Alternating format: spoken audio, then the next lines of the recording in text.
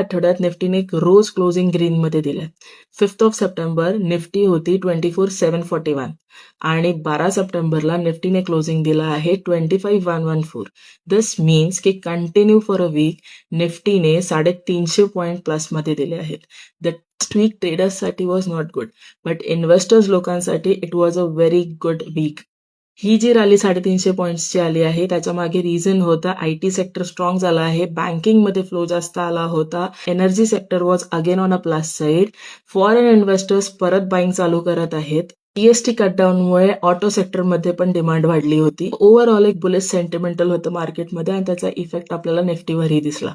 Main question is he जी 350 पॉईंटची rally आहे ही अशीच अजून कंटिन्यू करेल की एक छोटासा करेक्शन येऊ शकतो. तुम्हाला काय वाटते, निफ्टी 25,000 सस्टेन करेल की नाही करणार? कमेंटमध्ये नक्की सांगा आणि अशा अपडेटसाठी प्रॉफिट बक्सला फॉलो करत राहा. थँक्यू.